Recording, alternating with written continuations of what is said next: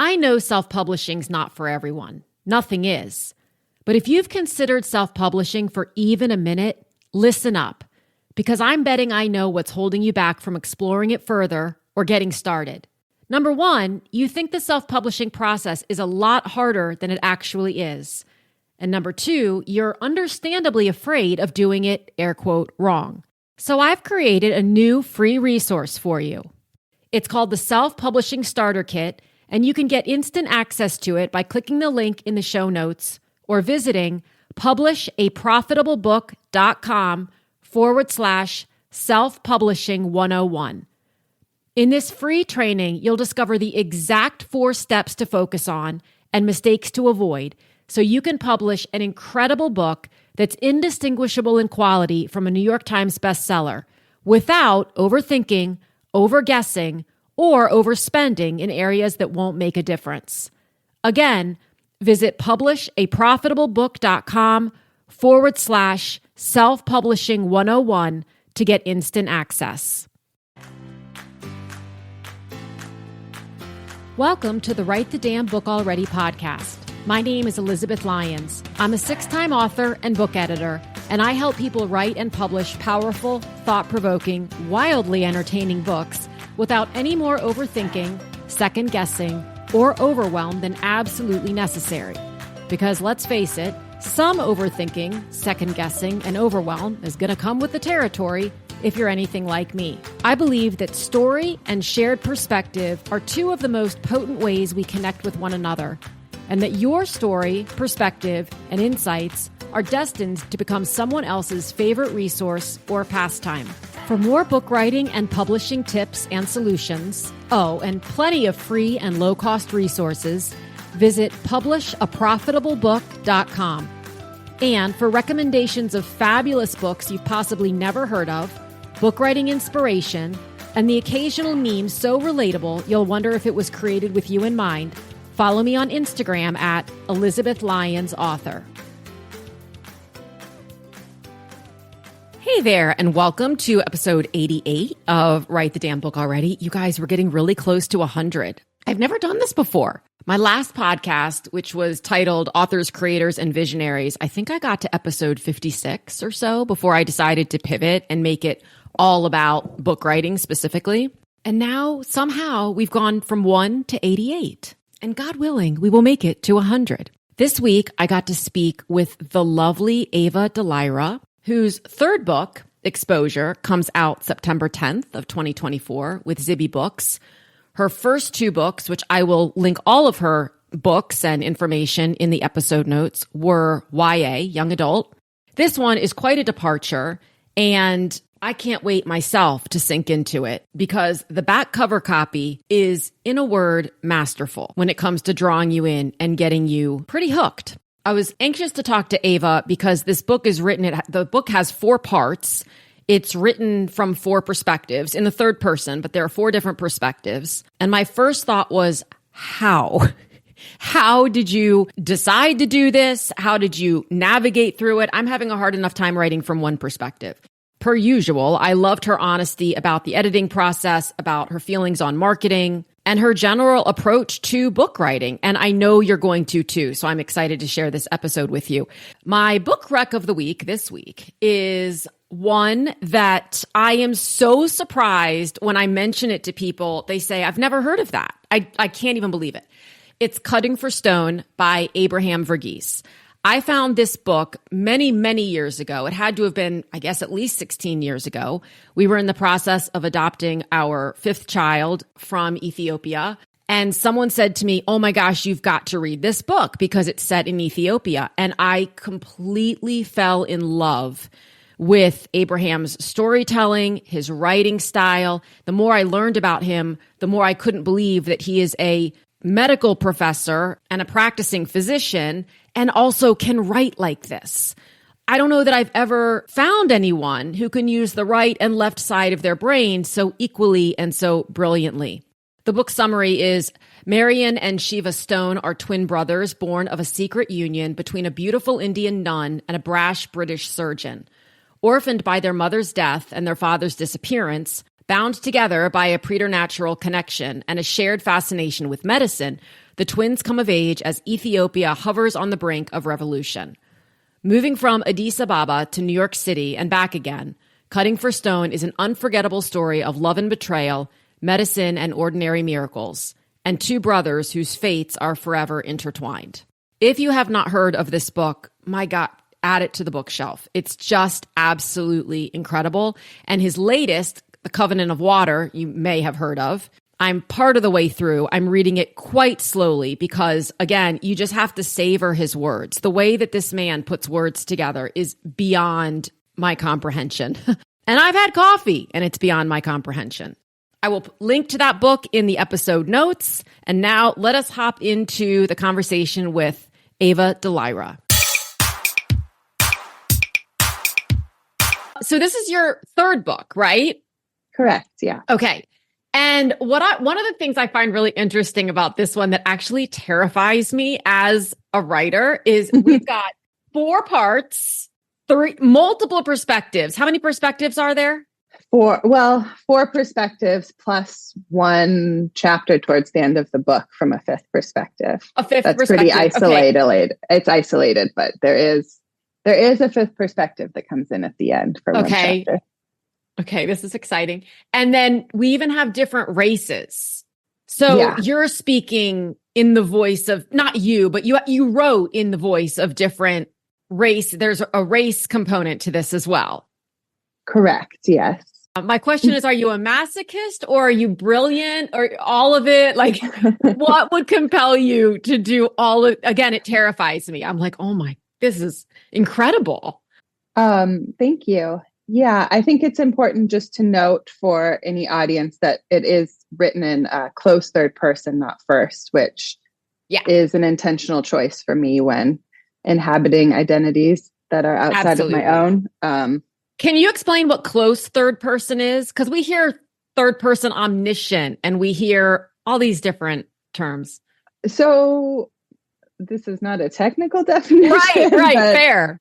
As I understand it, it's in third person, but allows you to get inside the character's thoughts and headspace a bit. And so, yes, my husband is an African-American man, and there is one of the 4 points of view in the book is one of an African-American man.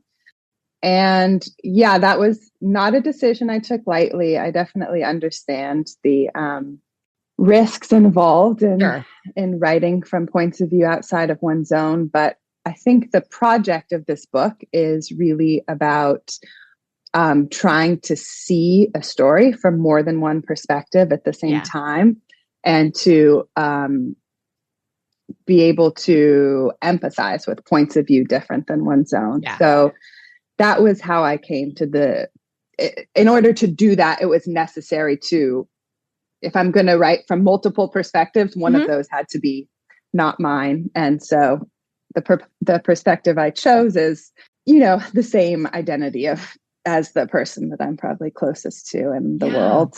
Yeah. So did that, when you started, I'm fascinated with the writing process and what different authors' writing processes are, because one thing I've come to deeply understand is that there is no one right process or best process. We all have our own way of doing this. So when you started writing this book, did you know about the 4 parts and the multiple perspectives, or did that evolve? I definitely knew about the multiple perspectives. As far as dividing it into sections, that was a fluid and ongoing thing throughout the editorial process. It used to start in a different place than it starts now. And so the divisions were still getting worked out more or less to the very end. But from the very beginning, the seed of the idea had in it the idea of seeing a story from more than one point of view. And so there were the multiple perspectives built in. Let's take a quick break. I want to take a super quick break to ask you, have you ever wondered where authors get great professional mock-ups of their books without spending hours on Photoshop or hiring a designer? In less than 10 seconds, Mockup Shots puts your book into over 1,200 amazing settings. And now, for a limited time, they are including their exclusive video mockup system. Mockup Shots is what I've used for years to create 3D mockups of my own book covers and my author's book covers, as well as professional attention-grabbing images that are great for social media. No technical know-how required. Mockup Shots usually costs over $200, but I have a special offer for you. It's faster, has more features, more images, and is getting better every day. They're celebrating this new and improved Mockup Shots by offering a 60% discount on lifetime access with lifetime updates. It's a great way to get an unheard of price on a product that will get eyes on your book, increased sales, and that you will end up using all the time. You can get this limited time offer with the link in the show notes. And now back to regularly scheduled programming. This is a common question, I know, but where did the idea come from? But where do your ideas come from in general? Are you just driving down the street and you hear something or see something? How does that work for you? Yeah, they all come a little bit differently, but usually, along those lines. they don't come when I'm looking for them, that's for sure. Right. It's so hard to sit down and say, like, what should I write about? Right. But what do I do today? Yeah. I actually started the idea for this book came years ago in 2016. Yeah. Didn't it take a long time? Wasn't it like 5 years or so to write this one? Yeah. Yeah. I started it when I was pregnant with my daughter, who's just turned 6. So it's been a long time in the making. And the idea for it came even slightly before that. I think that point in our culture around those 2016 elections, that was a moment when I think that divisions were becoming harder and clearer than ever. And the ways in which we sort of started to silo ourselves off into, tribes of people who share the same opinions.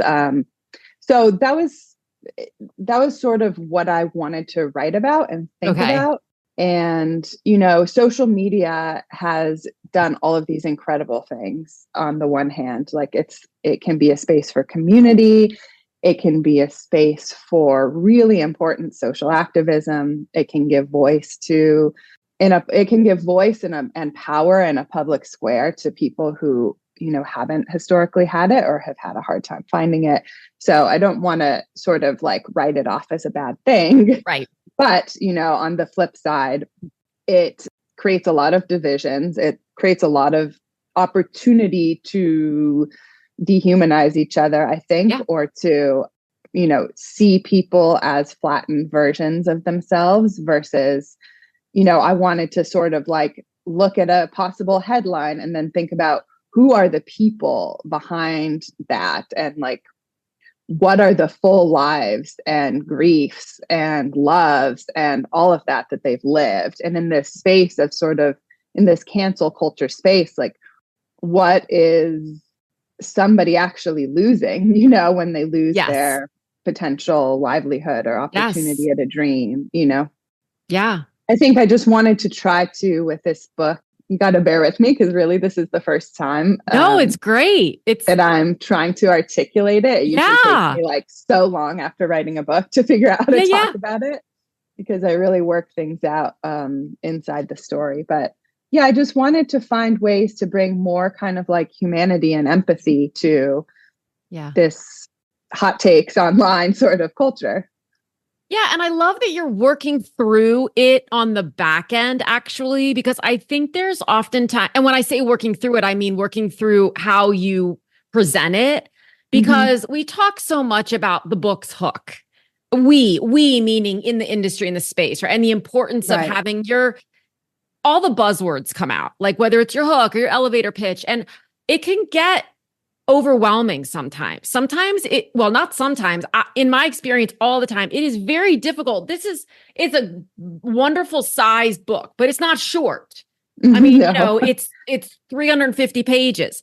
How do you summarize that? Like writing back cover copy had to have, which it's so good. The back cover copy had me just like, okay, we're going into this. But how do you summarize all of that in 3 paragraphs in 200 words, and then furthermore, and be able to answer questions about it? It's hard. Yeah. And that's okay. The cover copy took more than one try. My editor and another editor at Zibby Books did most of it, and they did a beautiful job. I just, helped a little at the end, but I was very impressed with their Sometimes it takes, because that's not easy to summarize this book. There's a lot packed into it. Yeah, sometimes you have to be, I think, on the outside. Like if you're too close to it, certainly as the author, it can be really, really challenging to get it at a super high level. So in terms of the editing process, what is your preferred method of, are you, when you're writing, when do you bring in, or do you bring in anyone to help you while you're writing, whether it's an actual editor, a beta reader? Do you wait until you have been assigned an editor since you're traditionally published? Were your first 2 books traditionally published? Yes, they were both with Macmillan, with Ferris Strauss-Giroux books for young readers. They were young adult books. Yeah. Each one has been a little bit of a different process. My very first book, Love Letters to the Dead, I asked a couple close friends to read like as I was going, because I needed like just validation, I guess. Yeah. That, like, this could be a book eventually someday. Like, you're not crazy for pouring yourself into this like night after night. Yeah. And then my second book was, they bought the concept, so I was really just like writing it. And my editor was the first person to read it in that case. In this book, it took a really long time, and I really was alone with it until I had a complete version.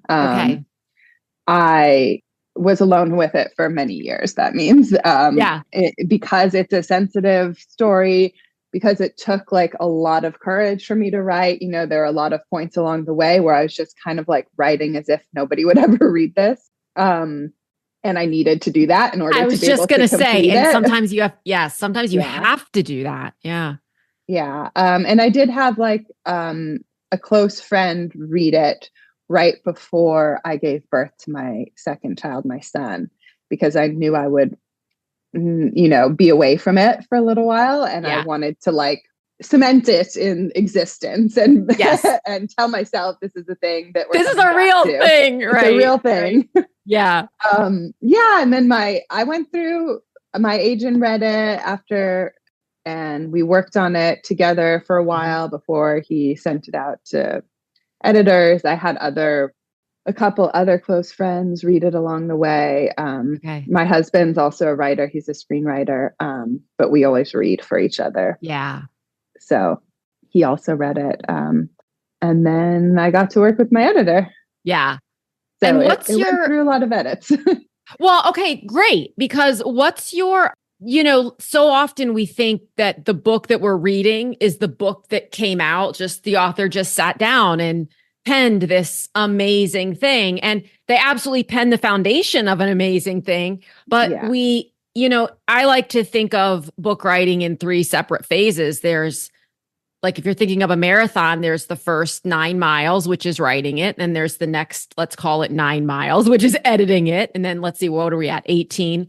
Then there's another, however many, which is getting it out there and doing what we want to do with it. But within the editing process, what's your sort of perspective to not feel, I was having a conversation yesterday with someone who said, whenever I get my work back from an editor, I just feel like I'm terrible at the writer, as a writer, at the writing. Huh.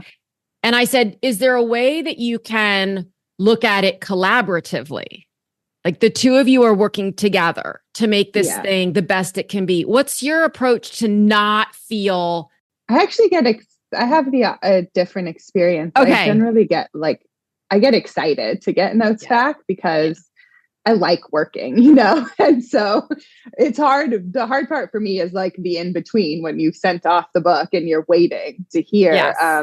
But I don't find it hard to get notes back. I find it exciting because then I'm like, okay, we're getting back in, we're diving in. I mean, I've also been lucky to have the two editors I've worked with in my life are really good at, also pointing to what you're doing right. I think that's, oh my gosh, that's with writers. It's like a nice, or with like anytime you're giving feedback to any human, really, it's good to start with like, this is what you're doing well. This is what I appreciate. And then it's always easier to hear the criticisms after that. But no, I enjoy that collaborative process, especially since, like we said, you spend so much time alone with a book in your own head that once I'm to the point where there's like somebody else in the room with me, I find it a relief. And I like getting that feedback back. I mean, there's also, of course,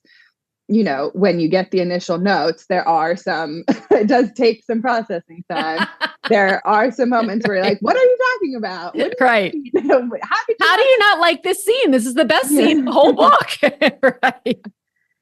But my Bridie, who was my editor for this, was also really collaborative. Like we were able to have conversations and, most of the time I cut the stuff that she wanted me to cut. And there was that fifth perspective, that one chapter, for example, that's in there. I felt like it was really essential to hold on to it. And she felt like this isn't working. And I kept keeping it and I kept trying it different ways and I kept editing and I kept slipping it in different spots until sort of the very end. And then she was like, all right, I get it now. Like now it works. And I think I love that you were able to hold firm to what you believe, because it's your story, right? And so respecting their expertise, their insight, their opinion, however you want to say, but then also saying, I really want this. How can we make this work?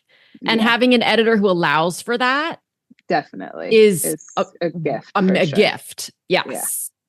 Was there any part, and you don't have to give a specific detail, especially if it gives something away, but like a part of the book where you felt kind of stuck? Were there any times writing where you felt like, I don't know where this is going?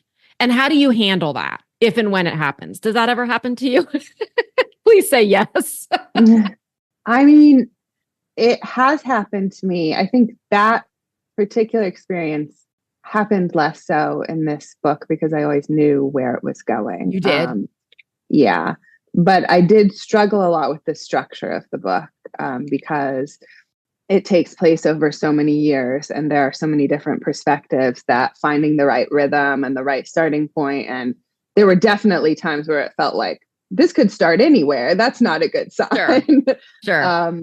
So figuring that out was something that I did collaborate on with my editor, and it was really useful to have another brain working on that with me. And I think, I'm happy with where we landed, but it did not always seem super clear or easy to. So when you went into the edit process, did you know even then, okay, this still feels a little clunky in terms of the flow of it? Okay. I mean, I think, my agent and I got it sort of as far as we could. And then I was not surprised that she felt there was still more work to do as far as like sorting out the flow. Yeah. What are you really excited about, or what has maybe been different from what you expected with the launch? And it doesn't come out till September, right? So we've got some time. But we've got some time. Yeah, I think because we're still a few months out and I'm just starting to talk about it and think about that. There's still, most of that is still to come. Working with the team at Zibby Books, though, is really wonderful because they're so collaborative and they allow for so much sort of author feedback and participation. Yeah. I really love the cover of this book. I do too. And that was a very collaborative, that it's not usual for an author to get to give like quite so much feedback on exactly what they'd like to see and exactly the, minutia of the edits and all of that, as they really allowed me to like get in there. And that was awesome. I really appreciated that. And, I think it's similar with the whole, all the parts of the process is they really listen and they really want the authors to sort of participate in this phase of bringing the book into the world, which is such a different phase than writing the book. So I'm just kind of shifting gears. I find it very comfortable to, hide out in a room and like be alone with my thoughts and sink into a story. And I find the part of stepping into the light and allowing that story to enter the world less comfortable for sure. That's like, I'm naturally kind of introverted. So that part of the process requires like, more energy for some me. Courage and more courage. And I think that's common. I hear that a lot. Sure. Yeah. Most of us who become writers because we like, we live in here. We live, live in our head. Yeah, exactly. Yeah. But it is a really important thing. Like marketing a book is also, part of the whole deal. And I'm coming to terms with that now. Yes. Finally, on my third go round. Right. This is part of the work too. Do you start working on something else in between? So are you working on something new now? I am working on something new now. Yeah, it takes me a little more time than some people. My agent, when we sent it out on submission, was like, well, this is the perfect time to get started on something new. And I was like, there's no way I can think about anything else right now. Yeah. Yes. But yes, after having, with this one, at least for some reason, like I had to stay with it until the editorial process was complete. And then now I've been able to start thinking about something new. Step into something new. Yeah. I love that it's different for everybody. Yeah. Because a lot of people will sort of distract themselves from the wondering what's going on with the edits by starting something new. And I understand that. Yeah, it's good healthy. And at the same time, I would conflate the stories and I would probably pull the character from the old into the new. I don't know I don't know. We'll see. But I find something, right? I'd take up crocheting or something in between, like find something to occupy my brain other than, oh my gosh, what are they thinking and what are they going to say? Last question. I always ask people, what are you reading now? I'm reading two things. Miranda July's new book, All Fours, which is, I'm like halfway through. It's good. I'm enjoying it. It's definitely daring. I'm also listening to Victim by Javier Borrega. What genre is that? It's like literary fiction. Okay. It's just amazing how many books are out there that we've never heard of that are amazing. Yeah, I know. I mean, there are so many books. It's like no wonder that it can be a challenge to get your books noticed. Right. No, I know. Exactly. It's like a needle in a haystack. I'll put that in the show notes. I'll put both of those in the show notes, the episode notes, in case anyone besides me wants to go out and add to their already toppling bookshelf. What are you reading? Oh my God. Great question. Well, I am about to start Exposure. I'm also reading. So I usually have a fun one, i.e. Exposure, and a nonfiction going at the same time. I'm also reading The New Menopause. Love it. Very good. By Mary Claire Haver. Love her so much. I'm tearing through it. I'm like, please solve all of my problems in 374 pages. Thank you very much. Yeah, it's really, really good. For anyone who's approaching that or thinking about it, or even if you're light years away from it, I really recommend it. It's very well done. Excellent. Yeah, I usually do more than one at once because I like to have one like physical book. And then I like to have one that I can listen to when I'm doing stuff. And then I like to have, even sometimes I do a third that I'm using like on a digital reader. I do the same thing. For me, I've learned they have to be different genres. Or I can't do three fictions or two fictions at the same time. I get them confused. Yeah. But as long as they're different, I can usually keep it separate. It's not easy. Well, thank you. Yeah, thanks. Thank you so much for coming. And can't wait. So it's September 10th. That's what I thought. Yeah. September 10th, 2024. Yeah. It will be out there. And all the best to you. And I look forward to following you and seeing how it all goes. It'll go great. All right. Thank you so much. Thank you so much for tuning in. If you enjoyed this episode, this is your friendly reminder to follow or subscribe, leave a quick review, and share it with someone you know has a great story or message, but isn't sure what to do next. Also, remember to check out publishaprofitablebook.com for book writing resources and tips, and to see all the ways we can work together to get your book out into the world. Again, thanks so much for listening, and I'll talk with you again soon.